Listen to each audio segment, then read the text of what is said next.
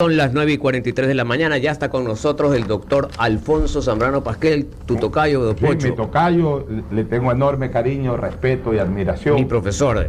Un gran penalista, histórico penalista. Tuve la suerte de convertirme en su amigo el año 89, cuando fue abogado defensor de León Flores Cordero, la famosa acusación ese que se hacía de Rancacit.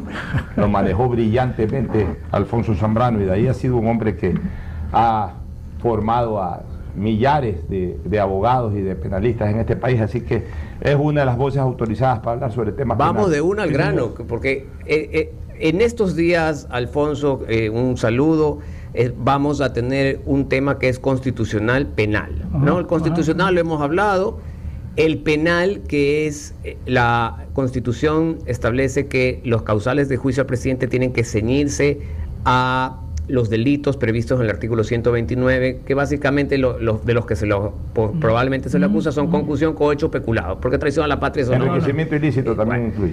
La pregunta del millón es justamente, la discusión que se ha dado es si en esos delitos cabe acusar por omisión, porque todas las líneas de la oposición no han encontrado actos de acción.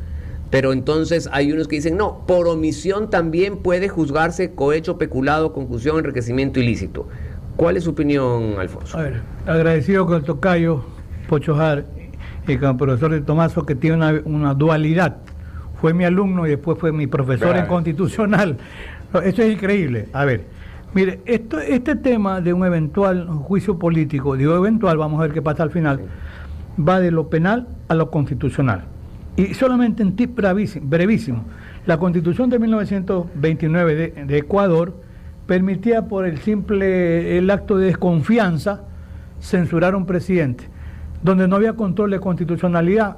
Un poco lo que pasa en el sistema norteamericano: si tiene mayoría cámara baja, cámara alta, senado, se va el presidente. Casi nunca lo consiguen, pero en Ecuador, y mira, yo cuando reviso temas históricos, se dice que ha sido oprobiosa la destitución del presidente Juan de Dios Martínez Mera, un hombre notable.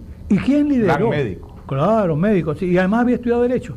¿Quién lideró el juicio? Que era un gran orador, Velasco Ibarra. Así es. Pero es repudiado históricamente la forma como lo votan, porque en ese tiempo, en retiro de confianza, le censuraban a un ministro, a otro, después hacían colectivos a todos los ministros, hasta que lo llaman a juicio político, pero la historia lo ha reivindicado. En Ecuador, y con la Constitución del año 2008, cambia el sistema.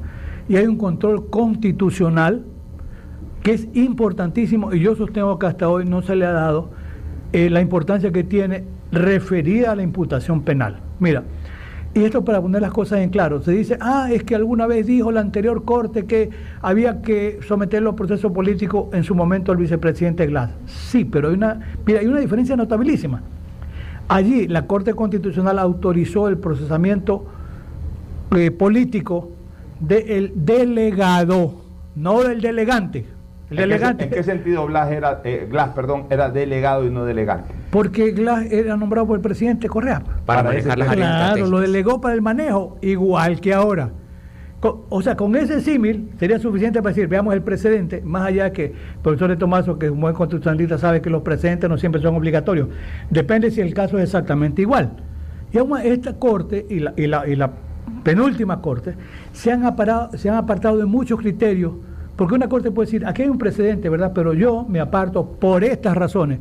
Fíjate que... Aparte, la ley le permite a la Corte apartarse de su propia jurisprudencia, más aún la de Glass fue dada por la anterior Corte. Claro, y es que mira, hay una famosa sentencia 1158, garantía y motivación, del año 2021, donde la Corte incluso se aparta de los criterios anteriores para la fundamentación, y dice, a ver, los criterios de lógica, razonabilidad, esos son criterios que no deben ser tomados en cuenta, y crea unos estándares de motivación formidables. Pero a lo que quiero llegar, mira, tenemos la Constitución y el cuerpo normativo para hacer operativas las garantías, que es la Ley Orgánica de Garantías Jurisdiccionales y Control Constitucional.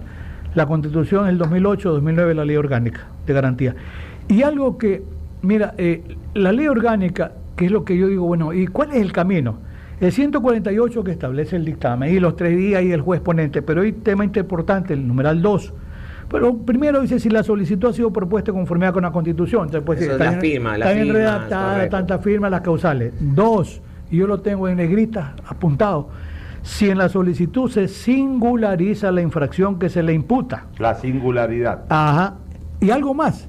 Y si por la tipificación jurídica que se hace en la solicitud, ella cabe en el tipo de infracciones previstas en el artículo 129. La tipificación del Código Penal. Ya, así es. En ese sentido quiero conversar contigo lo siguiente, Tocayo. Todos sabemos que hay 2 elementos sustanciales para la comisión de un delito, que son la antijuridicidad y también la conducta típica. Ya, en ese sentido, conducta típica significa que, de acuerdo a lo que describe ese delito, el, entre comillas, delincuente generalmente conecta lo que el delito tipifica con su accionar. Esa es la conducta típica. Hay una norma en el Código Orgánico Integral Penal, establecida en el artículo 28, que señala que los bienes jurídicos tienen que ser protegidos por garantes, y en caso de que de manera premeditada o de manera de manera intencional, uno de estos garantes de determinados bienes jurídicos omita su acción, en ese momento comete omisión dolosa. Y entre los bienes jurídicos específicos para que se cometa omisión dolosa están el bien jurídico de la vida, el bien jurídico de la integridad personal, el bien jurídico de la libertad y el bien jurídico de la salud. No está el bien jurídico de la administración del Estado.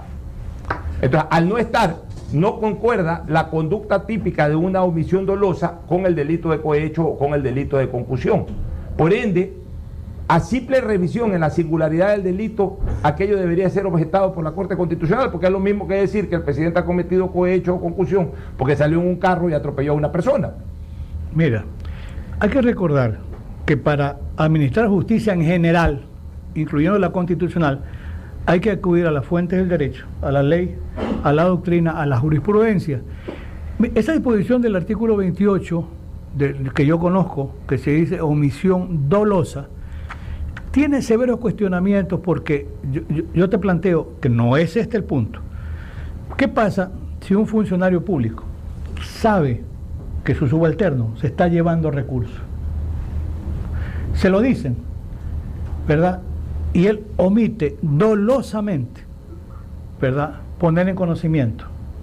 O sea, no entraría, porque podría ser que el superior se esté beneficiando y por eso no lo denuncia. Entonces, ese es un tema que se puede discutir, pero yo quiero, mira, porque he escuchado, es bueno escuchar lo que dicen algunos asambleístas y lo que dice el maestro Jacob y la teoría de los deberes. Eso es importante, la infracción del deber. Yo les digo, a ver, el maestro Roxin, de su cultura ecuménica, él habla de la autoría por dominio del hecho, en los delitos de organización. Pero además Roxin se refiere al tema de los delitos de infracción de deberes. Y yo recuerdo de Roxin, porque yo tengo una de las publicaciones últimas de ese libro, que es un libro de más de 1000 páginas, él dice, no siempre debe imputarse al superior lo que era el inferior. Y él dice como ejemplo, ¿por qué tiene que responder el superior por el cohecho que comete un inferior? No tiene sentido, ojo. Pero además, y Schunemann, que es para mí el más distinguido de los alumnos alemanes, es contemporáneo conmigo, lo conozco a Schunemann, él habla de los delitos especiales de garante. Y ahí entra lo que dice Jacob, a quien lo citan sin leerlo y sin estudiarlo. Jacob dice una frase que yo empecé conversando, no todo es responsabilidad de todos. Y Jacob crea la famosa teoría de los roles, cada uno de nosotros tiene un rol que cumplir. Y dice Jacob, si el ciudadano no se aparta de su rol, el ciudadano no tiene por qué responder. El que se aparte del rol responde, el que no se aparte de su rol surge lo que llama Jacob la prohibición de regreso. O sea, hay una construcción doctrinaria importante que ha sido mal utilizada, son las falacias, como diríamos, argumentativas. Dijo Jacob, sí, pero aplique. Y ojo, mira, para terminar la idea, porque lo dijiste, Pollo, tiene que establecerse los hechos, porque ese proceso de adecuación típica, en la tipicidad hay elementos objetivos, una manifestación de conducta porque hay un ejercicio de actividad final, un resultado y un nexo causal. Pero en tratándose de un caso como este, tienes además que establecer que para eso sirve el juicio, ¿qué hay? Una imputación. Pero esa imputación hoy en el juicio político El juicio político está calificado o si quieres agravado. ¿Por qué? Porque desde el 2008 hay un control de constitucionalidad. Reforzado. Exacto, reforzado, como dice el profesor de Tomás. Entonces, mira, no basta la imputación. Tiene que haber control de imputación. En esto yo lo he escuchado, yo lo aprecio, lo admiro mucho a Henry Cucalón, y él dice control formal. Yo digo, más allá. Porque lo formal sería, oiga, ¿cuántas firmas tiene? El artículo tanto. No. Control sustancial, a ver, o material. ¿Qué hizo el presidente Lasso que lo conecte con un delito que haya cometido inferior? Más allá de comprobar o no que no le corresponde a la Corte, sino el nexo causal. Claro, ¿qué es lo que hizo o qué dejó de hacer? Porque, ojo, sobre esto hay quinta columna, y en esto hay que ser muy enfático. Por ahí un asambleísta que se lame por ser candidato a la presidencia de la República dice que él sabe que al presidente Lasso en julio del 2021 lo habría visitado la general Latanya Valera con un coronel y que le habrían dicho, habría, pero este ciudadano no fue llamado a declarar, como sabe, ni la general Latanya Valera tampoco compareció, porque tú eres el presidente y un subalterno te va y te dice, vea, estamos investigando, sigue investigando.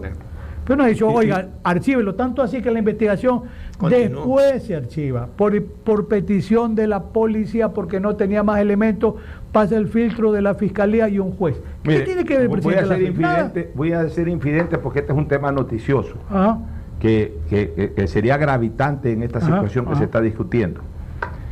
Le pregunté a la general Tanya Varela hace pocos días atrás, el jueves pasado, le pregunté si ella tenía copia del famoso informe que tuvo la Posta, no el de la Asamblea, sino el de origen, el que supuestamente fue entregado al presidente de la República. O sea, yo le pregunté para ver si tenía copia, no que me confirme si que de verdad se lo entregó no al presidente, sino que si tenía una copia. Y mire la respuesta que me da la general Varela. Me dice, no, yo nunca vi ese informe, ni supe que existía. Me enteré cuando lo presentó la Posta. Entonces, ¿cómo es que la general Varela, de acuerdo a la información política, le entregó eso al presidente de la República cuando la general Varela me está señalando que ni siquiera se enteró de que ese informe existía? Por eso todo lo de la conexión son especulaciones. Sin duda. Entonces, mira, por la seriedad que merece un juicio político, la Corte Constitucional tiene ese reto histórico de establecer la adecuación típica y qué conexión tiene la adecuación típica con la conducta del presidente. Entonces, para usted, Tocayo, no hay ninguna razón para el juicio político. Ni en lo penal, ni en lo constitucional. Vamos a suponer que se diga, hubo, qué sé yo, influencia, porque también el tráfico de influencia es delito, ¿ya? Pero vayan a ver quién ejerció el tráfico de influencia. Porque mira, lamentablemente aquí es la perversidad de cierto sector del ejercicio de la política en el Ecuador. Se llega a la perversidad de mezclar, por ejemplo, dos informes. Y molesta. A ver, León de Troya, ¿tiene que ver con la mafia albanesa? Sí, señor. Pero la propia policía dice, ya no están aquí. Y eso, el informe del caso Encuentro, es otro tema. Pero fíjate que lo mezclan de manera tan perversa. Esto no significa ni ser ni pro ni anti-lacista, no. Pero tú no puedes decir a base de un informe León de Troya, la mafia albanesa, la mafia albanesa ha financiado la campaña política del presidente y el presidente está relacionado con la mafia albanesa. Perdóname, es una estupidez. Eso hay que decirlo con nombre propio. Es una vergüenza lo que hace la Asamblea. Y no soy infidente. Me preguntaron algo, ¿qué opino de los delitos de infracción de deberes? Y le dije, este es un resumen de lo que yo sostengo. Y aquí les envío, porque salió recién ahora el 2023, la última edición de mi Fundamento de Derecho Penal y Teoría del Delito, en 1090 páginas los dos tomos.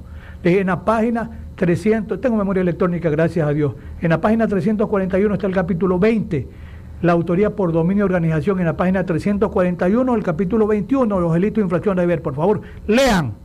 ¿No han leído? Oiga, una inquietud final de mi parte, no sé si Carlos y Juan Javier quieren hacer también otras preguntas. Mire, el presidente de la República se preocupó mucho este fin de semana por el secuestro a una señora en un taxi. Ya, muy bien. Está bien que se haya preocupado el presidente y ojalá ya se haya resuelto el problema. Entiendo que ya se encontró, se reunió la familia, etcétera. Sí. Pero este es un tema que pasa 10, 15 veces al día. Se hizo mediático por la denuncia que hizo la perjudicada, pero cantidad de gente que sufre eso a diario. Yo estoy haciendo una propuesta, la hice por Twitter ayer, Tocayo. Pongo solicitud de asambleístas reformar el artículo 162 del COIP, agregando como causal 11, porque ahí están las causales agravantes. Para la máxima pena. Ya, así es, agregando como causal 11, si la víctima es objeto del secuestro en una unidad de transportación pública reconocida como tal, o sea, en este caso taxis. Además, el propietario de la unidad de transporte será responsable solidario en acción reparatoria, así que no es parte del delito. ¿Por qué? Porque está ocurriendo mucho de que hay taxistas que compran un taxi, a lo mejor lo trabajan mediodía y el resto del día lo alquilan a otra persona y esas personas están delinquiendo. Entonces, también para obligar al dueño del taxi a que responda por a quién le alquila el taxi, pues, ¿no?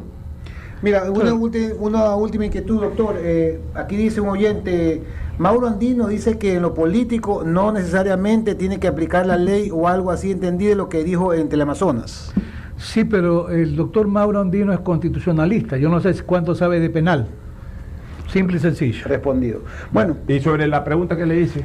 Mira, hay alguna manera, porque hoy en realidad se vive el marco normativizado del sistema de legislación. Podría ser, mira, incluso, ¿qué pasa si tú pones como circunstancia agravante esa actuación? E incluso dices que aquí no puede caber disminución de pena, etcétera. Ahora, lo que hay que tener cuidado en el caso de quien honestamente maneja un taxi, no involucrarlo objetivamente en un delito, a menos que él tenga algo que ver. Mira, en algún momento funcionaban y ahora ya no. En los servicios, en los taxis, las cámaras eran importantísimas. Se han descubierto casos en el que un propio taxista es el que asalta ¿gracias a qué? Gracias a la cámara. Eso sí hay que tener control en el tema de las cámaras. Pues eso tiene que ver con la seguridad interior, por supuesto que sí. Entonces, ¿tiene taxi? Sí, señor, tiene una cámara de seguridad. Y la cámara tiene que estar funcionando las 24 horas 7. Cada vez que sale el taxi tiene que estar la cámara prendida. ¿Y cuando arrienda el taxi? Bueno, cuando arrienda el taxi, la cámara también te va a revelar lo que pasa con la persona que está manejando el taxi arrendado. Entonces puede decir, señor, yo tengo cuidado porque yo a mi taxi le puse una cámara y la cámara funciona. Yo sí cumplo, yo no tengo una bola para saber quién actuó bien o mal, pero yo cumplo con normas de tener una cámara de seguridad para el control. Muchísimas gracias al doctor Alfonso Zambrano Pasquel, reconocido penalista, es una autoridad en derecho penal.